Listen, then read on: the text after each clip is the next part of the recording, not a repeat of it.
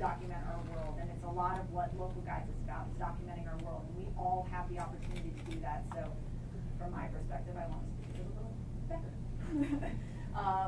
Because there's a lot of not great photos out there, but not from you guys are. This photo here is for Paris. I was recently in Paris. I kind of stopped through. It was my first time at the Eiffel Tower, so that was very exciting for me. I had never been, so I shot a little photo. It actually kind of goes against some of the things that I'm going to talk about, which is the other thing that I think is important about photography is it's subjective, and some of the rules are not necessarily rules, they're suggestions, but rules are made to be broken, and feel free to experiment, because that's what this is about. So, what makes a good photo? Lighting, aperture and focus, contrast and exposure, color, composition, and then authenticity. And I think authenticity is a word that has really, we've started hearing a lot over the last few years.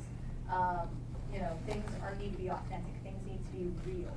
And in the photo community, it's definitely something that's been talked about quite frequently, and nobody really knows what it means.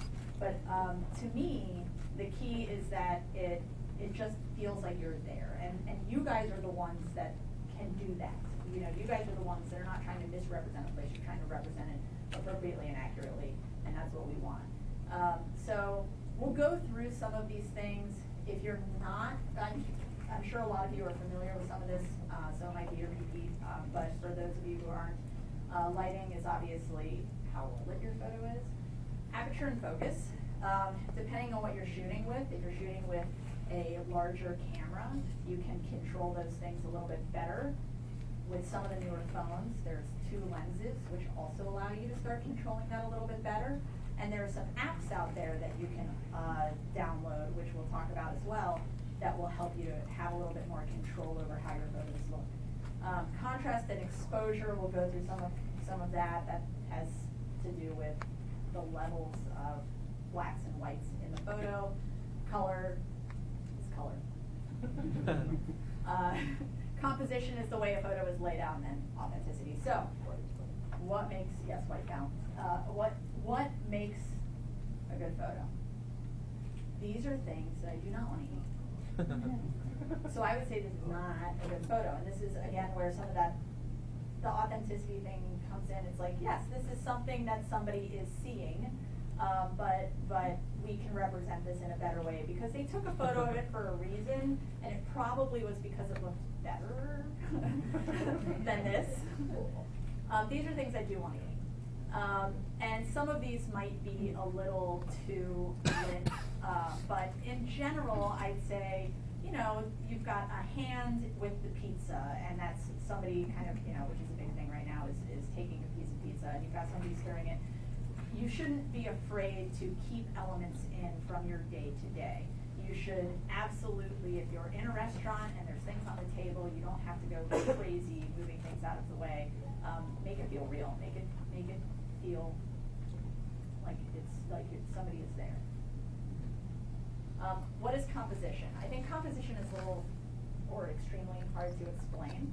Composition is the nature of something's ingredients or constituents. It's what makes an image. So this is, I'm going to kind of do a very high level version of this. This isn't a photo by Annie Leibovitz. Not me, I wish. That'd be great. But this is the rule of thirds. So if you're doing kind of an intro to photography class, this is what everybody talks about kind of doing. It's this rule of thirds, breaking your image up into 3 parts so that your focal point is in various different places. And obviously, you know, they're pointing out the grid line being at the mantle. And the idea here is that you're drawn to these kind of intersections, and that all of your photos should be broken up into these 3 places. Unfortunately, I mean, that's the very basic way that it works. There's also, when you get a little more complicated and you get into dynamic symmetry. So the reason I'm showing this is because the idea of that rule of thirds is a great starting point, and you should totally start there. And this is the right way to start looking at photography, I think. And eventually, you can get into that. I mean, to be fair, I don't do this. That's way overly complicated for me too. But I think when you start looking at images, you start finding patterns in the images themselves. So you can start to see those grid lines still exist, but you have these other crossovers, and you can see where images kind of fall. And again, I'm not going to go too deep into this, but this is something that if you're really, really interested in diving into design and composition, these are some of the things you can look at. Beyond this, we have this, which is another piece of kind of how art functions. So again, the point is that you don't have to stick to one rule, that there's a lot of different ways. You just have to keep your eyes open and look for those patterns and look to see what works for you. I highly recommend starting here. And I think the best way to start here, okay, so this is B. If you want more rules on composition, there's a great piece from Petapixel. If you're not familiar with Petapixel, it's a really great photography website, blog thing. And they work with a lot of professional photographers, have a lot of great photography articles, but a lot of this was from that, and it's a great site to look at. So, rule of thirds. Can you see that here? It's hard to see. I have an iPhone. Obviously, not everybody has an iPhone. You have an iPhone? Okay, great, good. But you know, this actually exists in many cameras, not just the iPhone. I just happen to have one, so that's my representation of this. My first tip, number one tip here, is turn your grid on. If you don't have your grid on your phone, and a lot of people don't know that it's there, surprisingly, I didn't know for a very long time, you should turn your grid on. What that will do is allow you to start to see those lines, those rule of thirds. You can start to lay your photos out in a way that represents that, and it's a great starting point. And also, at least for me, it really helps me to keep my photos super straight, which can be very hard to do. I think we were on a run this morning, and we were shooting, and that was, you know, there's a lot of lines with the piers and boats swaying, but finding that, and especially when you're shooting architecture, it's so interesting when you're shooting it because you want to make sure that it's as straight as it can be, and having those grid lines to line that up and not get that strange kind of tilt. Has anybody ever noticed that when you're shooting architecture, the weird tilt that happens? This will help with that. It's not perfect, and I like that some tools have allowed you to now do a little shift in post-production, but this will at least give you that kind of basis for it. There we go. Daylight is best for mobile photography, I would suggest. The more you can shoot with daylight, the better. If you find yourself in a very dark place, we'll talk about that in a second, because it could look like this. So, I mean, this is terrible, but yes, this is, I'd say the one on the left, and this is, I'm just guessing, because neither of these are mine. Just so this one I'd say is probably no flash, and the one on the right is definitely flash, and not just fun little tip here. The one on the right is actually from Martha Stewart's Twitter account, if anybody's ever seen it. There was a period of time where she didn't have some great photography, and on Petapixel, like, actually somebody called her out, and they were like, Martha, shoot better photos. And she does. Now she shoots great photos.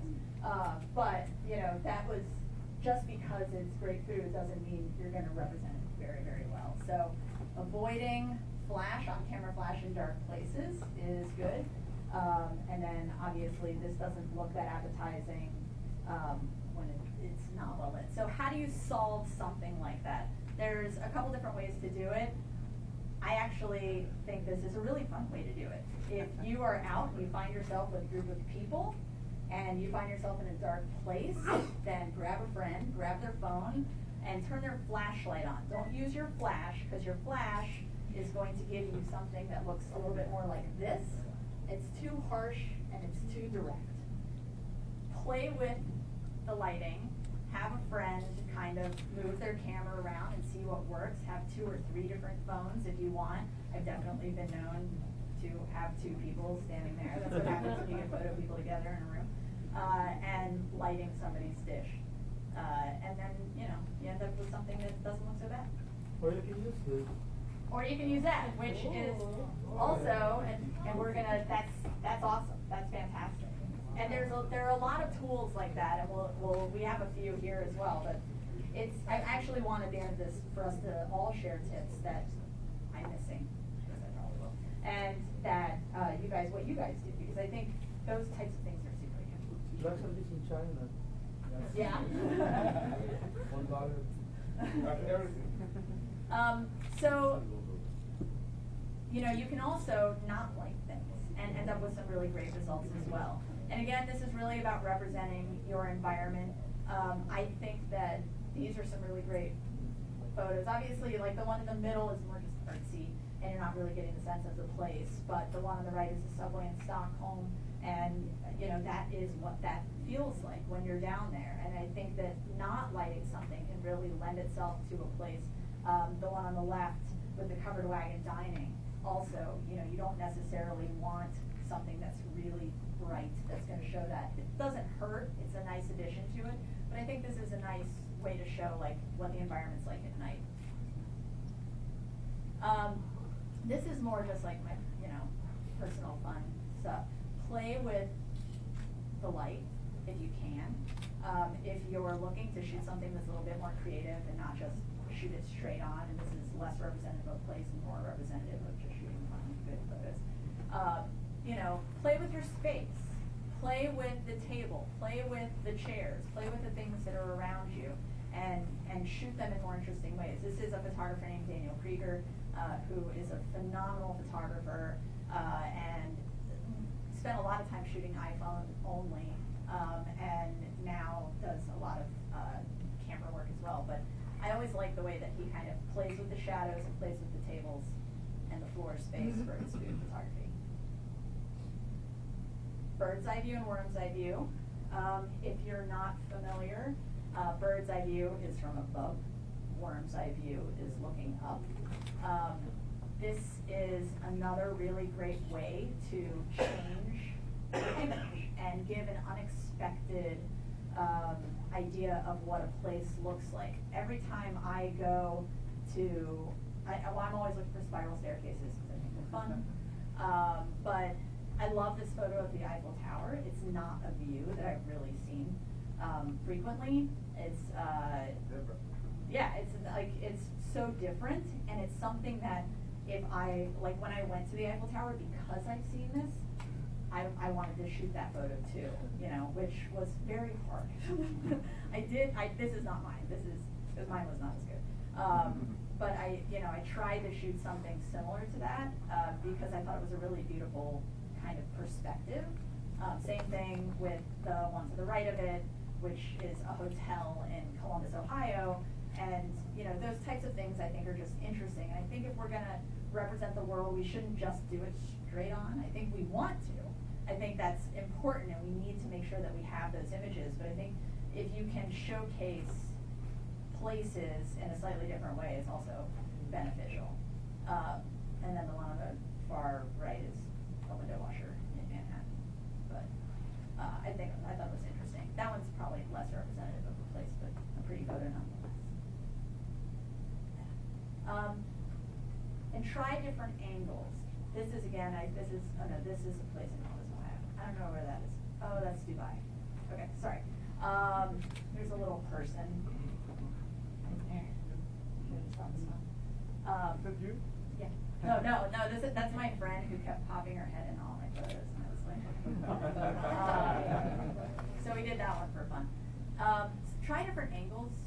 I have definitely been known to, you know, when at a restaurant, stand on a chair, you know, shoot food from above, and kind of be probably a little bit more aggressive about my photography than I should be, but but you know, when you're at a hotel or something, I really knew the staircase was cool, and I wanted to get it, and I couldn't figure out how to figure out exactly how to shoot it just by looking at it. So I spent probably 15 minutes running around the hotel and just trying to figure out how to shoot it and what was going to be the best way to shoot it. So I went all the way up to the top floor, and then I went like down 4 floors, and then I went across from it, and it was just like trying all these different ways. If you have time, do it. You know, there's no harm in doing it. Nobody was paying attention, like, what is this weird girl doing running around the hotel? And if they were, I didn't find out about that, so it doesn't matter. But I ended up really liking the spiral staircase one over here, which ended up being just from right above it. But I spent all this time doing all these other things, trying to make it work, and then ended up just going to the top of the staircase. You know, it's totally something that you should be willing to do. Just be adventurous. That's, again, what we do. Like, when on your photo walks, be adventurous. Encourage people to walk around and play around with angles and places. And be patient. I think that this is my cat in my apartment. But be patient and wait for the shot. If you know there's a shot that you want and it's just taking some time, it's okay. You know, you can wait for those things to happen. I think, you know, Cartier-Bresson is a very, very famous photographer, and he's the decisive moment. He always, you know, the whole thing with him is that he got that moment. And I think that's also our goal, is to not just capture the place, but the moment. So, you know, I must have shot 200 photos. Okay, that's not true. I shot several photos of this, and then she happened to yawn. That's not really even what I was going for, but it was nice, and it was a nice moment that that just kind of happened when it did. So don't just shoot your image and walk away. Take some time with it. Take some time, look at your angles, look at your light, look at your subject, and wait for something to happen. I might have also, oh no, I didn't, okay, good. I was gonna say I removed my computer charger. I did it over. Okay, absent accessories. So we just saw a really cool flash, which, it's not a flash, it's a continuous light source. You can buy some flashes as well, external flashes and external continuous light sources. That's not those are apps. These are. There we go. There we go. Okay. So you can buy external flashes that are somewhat helpful. The one, I have a few of this one if anybody wants to play with it, which is pretty nice. This one I also have. It's got 3 different light settings, which is fairly handy. You can kind of do a basic daylight, and then you can do something that's a little bit more bright, and you can do a continuous light source on that as well. There's a flash setting and a continuous light source. So that one's also nice. Photo Jojo, if you're not familiar, is a really great website for mobile photography accessories. They have a lot of them. I actually think they don't have the Nova Flash anymore for some reason, but I know, it's so fun. Olaclip, I would love to see, how many people have attachments for their mobile phones here? Had. Okay. So, and how many of you have them not just for like, not iPhones, for other phones? Okay, cool. I have, because I have an iPhone, this is the one that I've been using. It has different settings, normal, wide angle, a fisheye. Basically, it changes the way that the photo looks. It makes the angle on it wider. There's also a telephoto lens. These clip on. What kind do you have? Like 3-in-1. And then A you 3-in-1? can touch one on to other to make the different effect from fisheye to wide angle and macro. Nice. That's awesome. I think they're really handy. Do you use it a lot? Not recently, because the one I bought is the quality degrade very much at the border. So Really? Okay. Yeah. I don't like it. So they're getting, I mean, some are better than others. You kind of have to play with it. I also have some of these if anybody wants to play with how these end up making your photos look. Again, they're all very, very different, but talk to each other, get feedback on products. That's another thing. Talk to each other and get feedback. talk to each other as much as you can about what people are using, how you're shooting it. I've experienced in the photo industry a lot of possessiveness, and it's not helpful. Like, we should be critiquing each other, we should be talking to each other, we should be looking at each other's photos all the time. It only makes us better. Camera apps, I've gone back in all my slides. Camera apps, Snapseed. Who's familiar with Snapseed? Yeah, that's right. Good. Snapseed's awesome. Awesome editing tools. I love the fact that I can select certain points and edit it.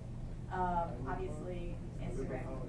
You what? I will download it. Yeah, you should download it. The nice thing about it is that it allows you to pinpoint in certain areas, not just do the whole photo. And I think that's what separates Snapseed from some of the other ones. Obviously, Instagram will allow you to edit the entire photo. Afterlight does the same.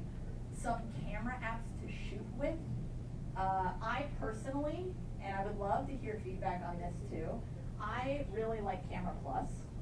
I think it's like at least in the App Store for iPhone. I think it's a few dollars, but it lets you set your aperture and it lets you set your focus and select different points. So on some cameras, you press one thing, you select your point of your focal point, and it adjusts your lighting and everything, your exposure and your focus. In Camera Plus, you can split those two, so your exposure can be separate from your focus. And I can show anybody this if you're curious afterwards, because I know we don't have a lot of time, what I mean by that. But it allows you to have a little bit more control over how you shoot your photos. And if you find yourself in a slightly darker place, it's really, really handy to have something that does that. I've also read very good things about Procam 3, although I'm not as familiar with it. Lightroom is great. Lightroom is fabulous for post-production. But it's $10. But Lightroom and Snapseed now both support RAW, at least on the iOS side of things too, which is great for if you're doing DSLR. Okay. So for those of you who that went. Sorry. Who do process RAW files and are interested in like higher end photography and larger files, then definitely Lightroom is absolutely fabulous for that. If it's straight JPEG and mobile photography and you just want an easy, simple tool, I highly recommend Snapseed. Visco also has some okay tools, although I'm less impressed with them recently.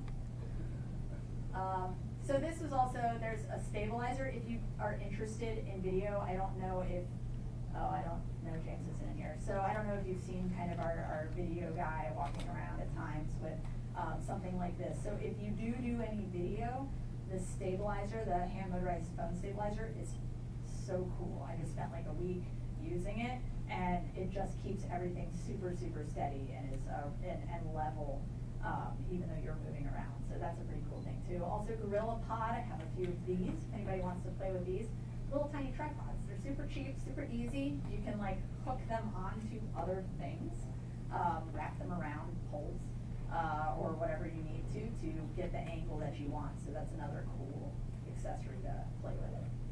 We talked about that. So, you know, these are just some things that you can do. I would love to talk to, for anybody to have who has any additional tips to share them. I think, you know, for me, the key is like shoot as much as you can, as frequently as you can, and look at photos. Look at the photos and look at the photos you like and look to see what you like about them. And then, you know, to start, try and reproduce some of that stuff. Really try and do what you like to shoot or what you see that you like to shoot, try and replicate that, and then grow from there. You just have to talk to other people, share knowledge, you know, on the forums, talk to each other. Say, what do you guys think about this photo? Is this good? Is this bad? It's what we certainly did in art school, and one of the things that I think is incredibly helpful, even in the real world, is just talking to each other and getting feedback on your work. And I definitely think it's something we should do more. So, cool. Any questions? Yes? In your experience, do you prefer to expose to the right, to the left, and then recover the shadow? Because How do I like